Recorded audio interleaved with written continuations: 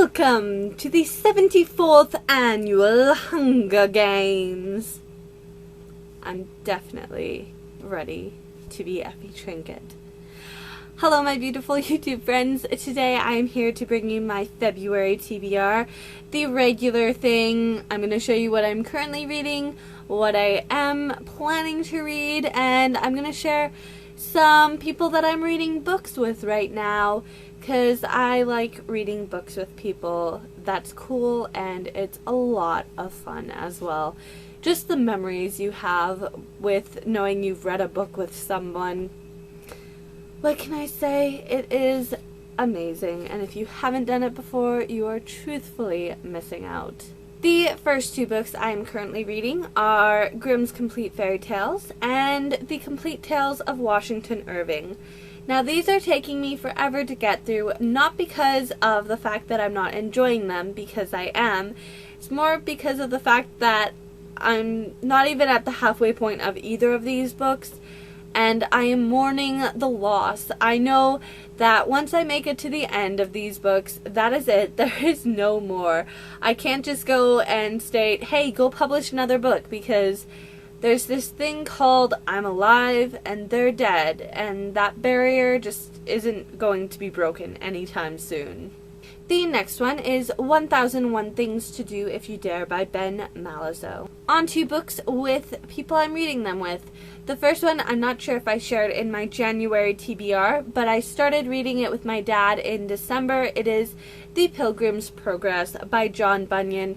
This is one that he and I are slowly working through. It's not one where you read a ton. It's one where you read a number of pages and then you kind of put it down and just soak up everything that has taken place in those number of pages. And we are just over the halfway point in this book. The other one that I'm reading is with my mom, and that is Alice in Wonderland by Lewis Carroll. This is a reread, I believe, for both of us. And books, when you read them a second time, are so much better than the first time you read them, especially when you read them with someone else who has the same sense of humor as you do. Once we finish this, because we're already halfway through it, we're going to read Through the Looking Glass and What Alice Found There, again by Lewis Carroll. And once I have finished immersing myself in the world of Wonderland, I'm going to pick up Alice in Verse, The Lost Rhymes of Wonderland by J.T. Holden, and I can kind of see how it matches to the rhyming done in the traditional tales. The last one with this story is Northanger Abbey by Jane Austen. This will be the second Jane Austen I have read. I read P&P over 10 years ago and I thoroughly enjoyed reading it, and I'm really excited to read this. I'm actually going to be reading it to a relative in a retirement home. Over the last number of years, she has just slowly lost her eyesight and she's almost blind now. And it's really sad. She can't read, and she loves to read. And because it's been so long since she's read, she can't remember what she has and hasn't read, and what she likes and what she doesn't like with books. And I offered to come and read to her, and this is the book that I'm going to read. On the Monday that just passed, I was actually supposed to go in and read to her, but she caught the flu, so I'm supposed to go in this Monday coming up, and I'm a little nervous about it. You see, I'm actually going to be reading to her in the communal living room, which means other people can come and listen to me read as well, and that's just a little nerve-wracking for me. But I'm really excited to read Northanger Abbey. It's not that long, and I think it's going to be very interesting. Now, I have selected 5 books to read this month, and the first one I'm actually going to show, I actually started, so that's why I'm showing it first, and it is The Siren by Kira Cass. I'm really excited for this. I've read the first chapter. The writing is a little choppy, but I absolutely loved the information given about the sirens, and I cannot wait to read further. This was a gift for me from my very, very lovely friend, Maud. Thank you so much. And while we talk about Maud, I'm going to splurge onto this one, which is Impulse by Ellen Hopkins. This is the RTBC pick for the month of February, and the live show will be hosted over on my friend Maud's channel. It's Reading Miss Froggy. I'm not sure the date. It will be a Saturday, and you can expect a info video posted 1 week before the live show, and I'm not sure what's going to take place, but I can tell you that it will be hosted on Maud's channel, as I already said. And if you would like to participate in the actual video and talking to us in person, or over the video I should say, then send a private message to either Maud through her channel or to me through my channel, and as long as you are planning on reading the book this month, you might get to participate not only in the comment section area for it, but you can also participate in the video portion of it. I've actually been wanting to read Ellen Hopkins for quite a long while now, and I've always put it off because I'm very nervous and it's very much out of my comfort zone.